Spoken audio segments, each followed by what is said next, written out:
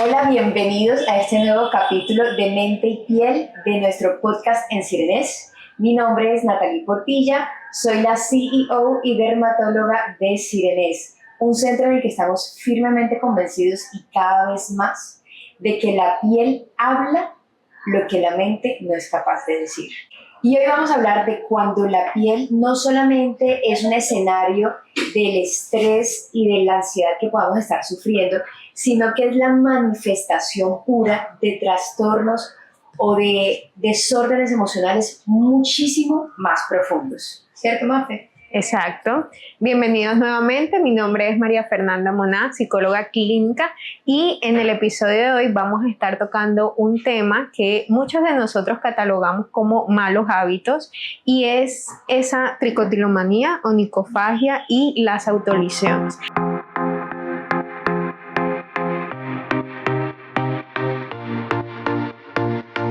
No son raras, sino que son señales de ayuda, de búsqueda de ayuda. ¿Por qué? Porque esas frases como no puedo evitar arrancarme el cabello, me como las uñas hasta sangrar o siento una liberación de dolor cuando me corto, son una señal clara de alerta de que algo está pasando en mi cuerpo y lo manifiesto a través de la piel. Exactamente. Y son ese tipo de pacientes que pueden llegar al consultorio con desórdenes que no encajan del todo en ninguna patología, en ninguna enfermedad. Entonces los pacientes que tienen una alopecia, o sea, tienen una caída del pelo, pero no siguen ningún patrón. No tengo una placa alopécica redonda, clásica, como de una alopecia areata, tampoco es una caída difusa, como más o menos homogénea en toda la cabeza, sino que veo, por ejemplo, triángulos de pérdida de pelo.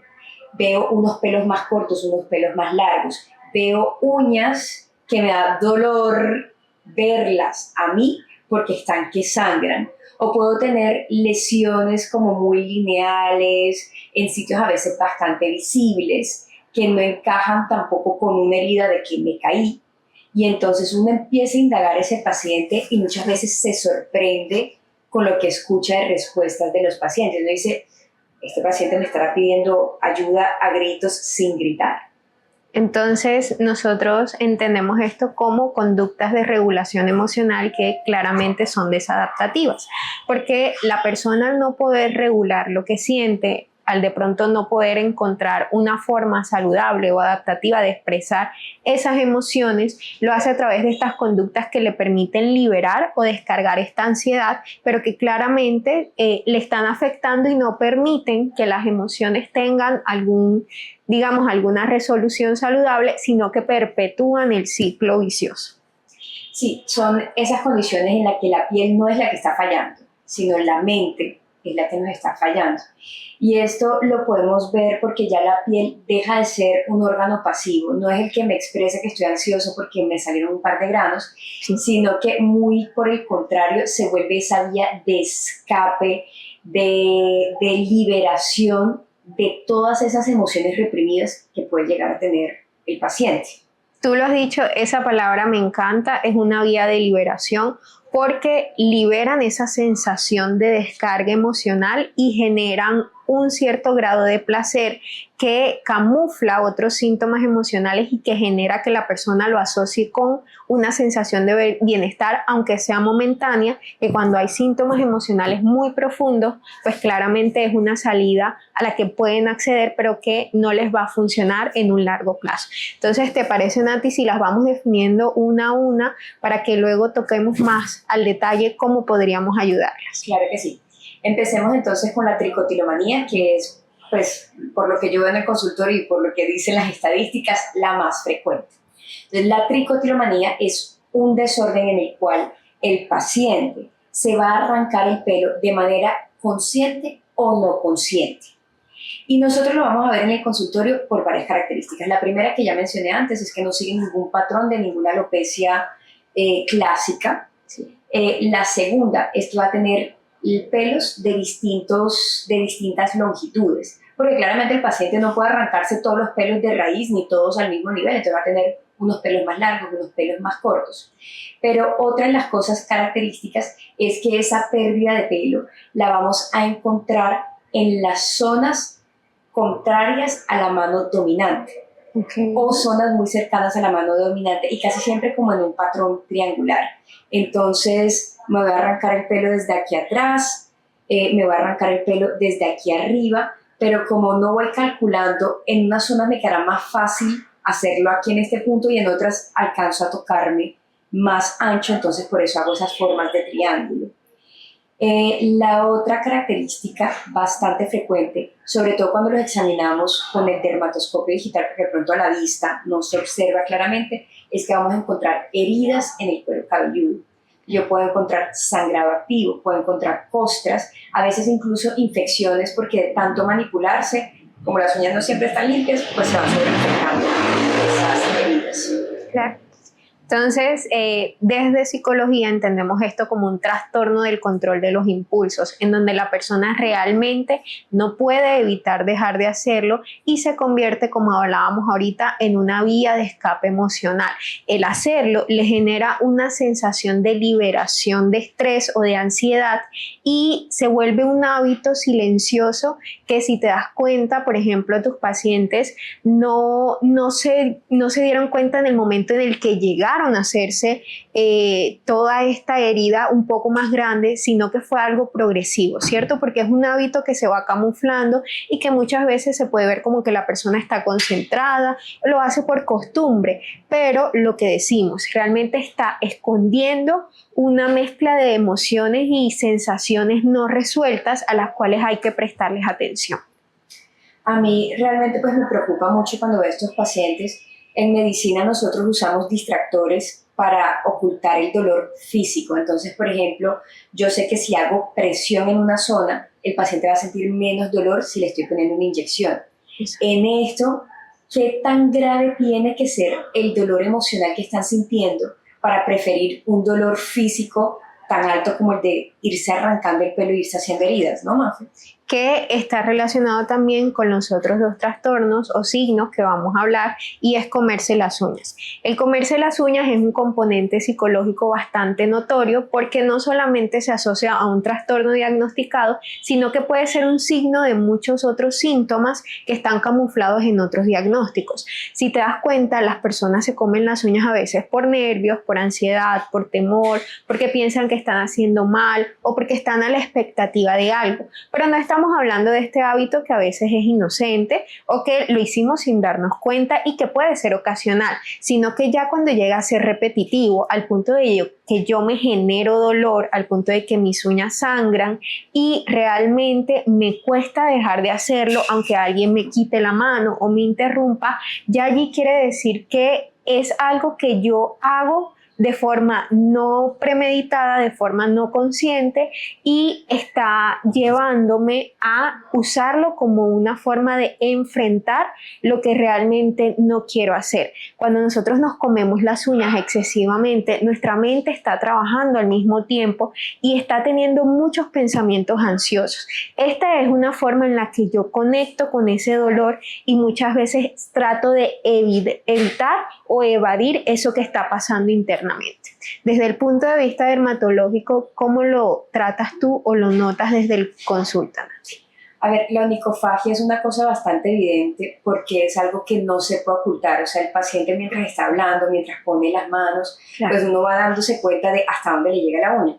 Y tener una uña corta, pues es normal, pero cuando la uña está por encima del límite inferior de la uña o del pliegue ungular distal, eso se llama onicofagia.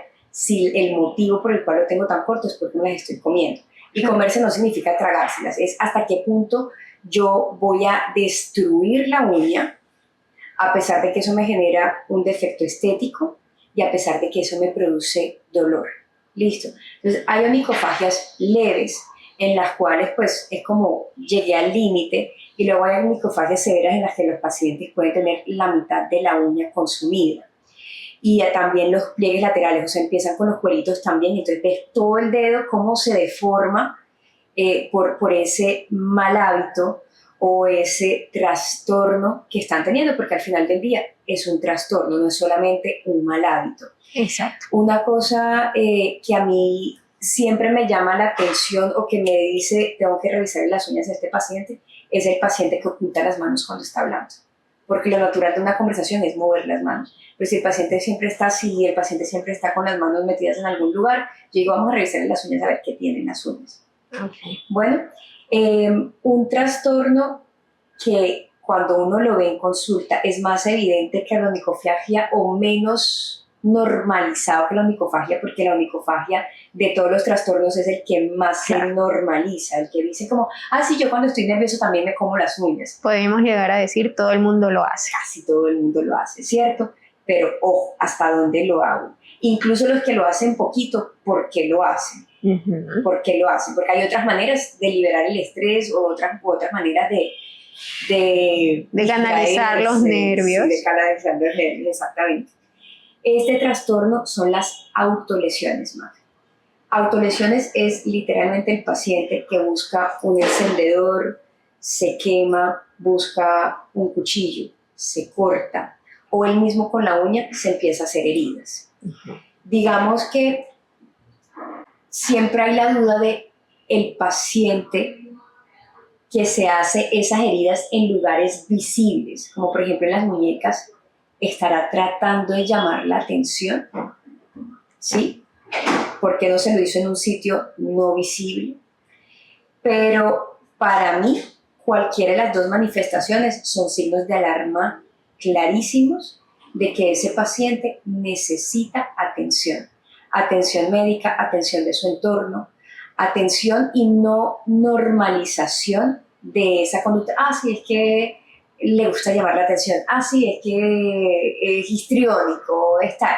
No, ese paciente ya nos está diciendo, necesito ayuda. Y de pronto no soy capaz de manifestarlo, de pronto no soy capaz de decir o reconocer que necesito ayuda. Pero esas heridas las estoy haciendo para ocultar un dolor mayor al cual no soy capaz de enfrentarme todavía. ¿Cuáles son los signos para mí en consulta de que ese paciente se está autolesionando? Primero, lesiones o en sitios muy visibles o en sitios demasiado ocultos. Okay. Siempre mano dominante hasta donde llega. Entonces, por ejemplo, hay pacientes que en la espalda se hacen las heridas, pero yo veo que las escápulas o los hombros están libres, porque para mí es más difícil llegar aquí, que si hago esto y me hago todo el centro de la espalda hacia abajo. Uh-huh. Entonces, esos sitios donde yo muchas veces le digo al paciente, alcánzame acá a ver, y veo los sitios donde no hay heridas y veo la mano no le alcanza, y los sitios donde hay heridas, la mano sí le alcanza, puede ser una autolesión, muy probablemente, y obviamente cuando no responden a ninguna distribución de ninguna enfermedad dermatológica clásica. Entonces ahí empezamos a sospechar. Y es muy común que uno vea en esos pacientes también, que se me ha olvidado decirlo con los otros dos trastornos, comportamientos diferentes. Son pacientes o demasiado expresivos, que no es lo usual, o pacientes demasiado callados, demasiado tímidos, a veces con un ánimo triste, a veces empiezan a llorar sin ningún motivo aparente.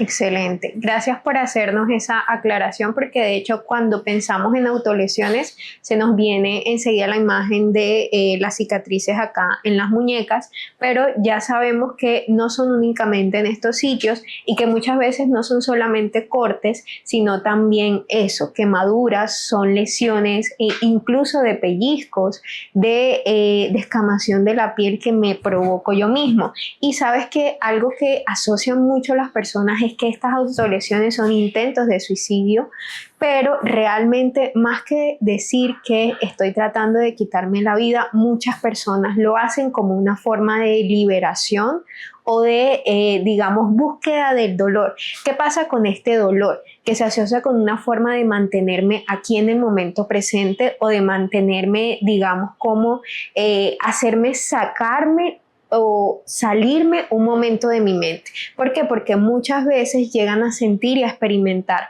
pensamientos, sensaciones que no quieren llegar a tener, y el cortarme me va a generar un dolor profundo que me va a traer sí o sí al momento presente, ¿cierto? Que me va a distraer, que esa es una palabra que realmente engloba estos tres trastornos que hemos hablado. Son acciones que buscan que la persona se distraiga de lo que está pasando internamente. Entonces yo lo que quiero hacer es sacarme de mi mente, concentrarme en el dolor físico para ponerle pausa al sufrimiento emocional. Entonces definitivamente es muy importante que hablemos de esto. Entonces, ¿cómo hacemos, Mafe, tú que eres la experta, para acompañar a esos pacientes y a sus familias en el proceso, pues, de, primero, reconocimiento de la conducta y segundo, de quitarnos esa conducta paulatinamente, porque me imagino que tampoco es un proceso como de hoy para mañana? Exacto, sobre todo eso, la paciencia y la confianza en el proceso. Considero que el primer paso es visibilizarlo, no dejar que sea una conducta normalizada, que como lo decíamos al inicio, se englobe en un mal hábito o en una maña, porque realmente está generando un dolor que también se asocia con lo emocional. Entonces no podemos normalizarlo ni catalogarlo como que estoy llamando la atención o que lo hago solamente porque quiero que me vean. Entonces, ¿qué puede hacer la familia o la red de apoyo del paciente? Entender que es una conducta que no se va a quitar porque la persona tenga fuerza de voluntad o porque se dé cuenta que es un mal hábito, porque no te comas las uñas, mira que eso es malo, que lo haces por ansiedad. No se trata de eso, sino más bien de empezar a tratar de fondo, ¿cierto? Obviamente lo externo se ve, pero yo necesito buscar la raíz. Funciona también así en medicina, ¿cierto? Nos vamos a ir a la raíz, porque esta vía de escape es la que me hizo a mí darme cuenta de que en realidad estaba pasando algo detrás. Ojo, la piel y lo que se notó fue una de las últimas cosas que sucedieron. Ya la persona venía sintiéndose mal, ya la persona venía ocultando o tratando de evadir ciertas emociones y sensaciones que considera negativas. Nosotros aquí en Sirenes siempre hacemos un tratamiento integral de los pacientes que tienen tricotilomanía, de los pacientes que hacen autolesiones, de los que tienen onicofagia. Primer paso, y para mí siempre es el más importante en estos pacientes, acompañamiento con psicología. Y para mí es un obligatorio de la consulta. Para mí el paciente, yo le digo, si no hay para los medicamentos, no importa, la consulta de psicología, el acompañamiento de psicología tiene que ir sí o sí. Segundo paso, a mí sí me parece importante, de todas formas, resolverle el problema, digamos, estético, porque al final del día es un problema estético, ya esto no es un problema tanto médico, porque sabemos cuál es la causa del paciente. Entonces, si tiene, pues, áreas de alopecia, vamos a hacerle o a ponerle inductores capilares que le ayuden a crecer el pelo más rápido, porque estos son trastornos que también hieren emocionalmente, porque ellos se miran al espejo y dicen, tengo esto. Y así ellos sepan que ellos son los que se lo producen, no se sienten cómodos de verse al espejo y notarse esas heridas o esas autolesiones. Entonces es importante tratar eso. Tercer paso, que en realidad era el segundo paso, descartar otros desórdenes. Siempre es muy importante que este tipo de trastornos es mi último diagnóstico, es el diagnóstico después de que yo estoy segura de que el paciente no tiene una enfermedad, no tiene ninguna, porque incluso yo puedo tener alguno de estos trastornos asociados a un déficit orgánico. Yo puedo tener de pronto, qué sé yo, unas hipoglicemias que me están llevando a mí a no pensar claramente en ese momento, un hipotiroidismo, entonces siempre descartamos todo lo orgánico antes de poner o encajar al paciente en ese diagnóstico. Y pues finalmente hacerle entender que es un proceso que va a tomar un tiempo y que requiere un acompañamiento no solamente de los expertos, sino también de su entorno familiar, de sus amistades, de todo el mundo. Excelente. Entonces, en conclusión, acompañamiento dermatológico, porque sí nos afecta lo que ocasionamos, luego nos afecta ver lo que generó, porque llama la atención a la sociedad y eso hiere, como decías tú.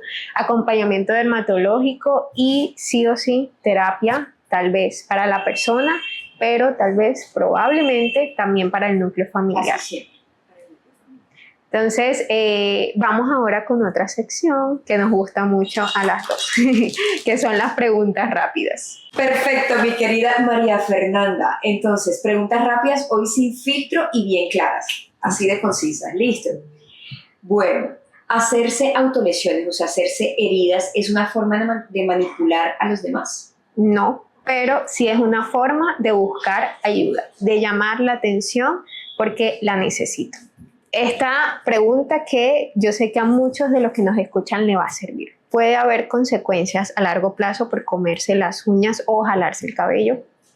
Hay algunos pacientes que se jalan el cabello y de manera inconsciente se lo comen, o consciente, porque ya saben que los están vigilando, Sí. de que ellos no se estén comiendo el pelo, entonces para no dejarlos regados en alguna parte, se los tragan. Y eso nos puede llevar a tener un tricobezoar, que es tener una bola, como un tumor de pelos en el estómago, que nos puede ocasionar una obstrucción intestinal incluso. Ok, entonces definitivamente sí las hay y hay que prestarle atención. Pregunta para ti. ¿Las autolesiones solamente se dan en adolescentes?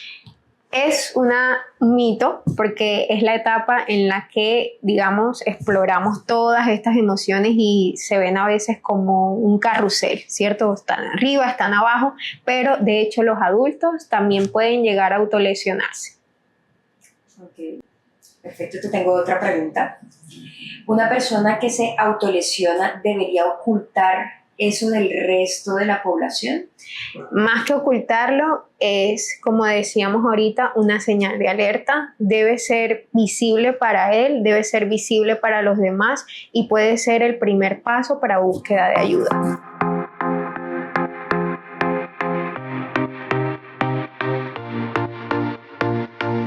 Bueno, con este episodio, Nati, no queremos asustar a nadie, no queremos como ser amarillistas, pero sí tratar de enviar un mensaje claro, y es que estos signos visibles de algún síntoma emocional son un grito de ayuda, son un grito de necesito apoyo y necesito empezar a trabajar en eso que me está afectando. Entonces, escuchémoslo, enviémoslo a alguien que hayamos notado que está haciendo esto o apliquémoslo con nosotros mismos, y ya saben, el canal es tratar de activar esas rutas y esas redes de apoyo.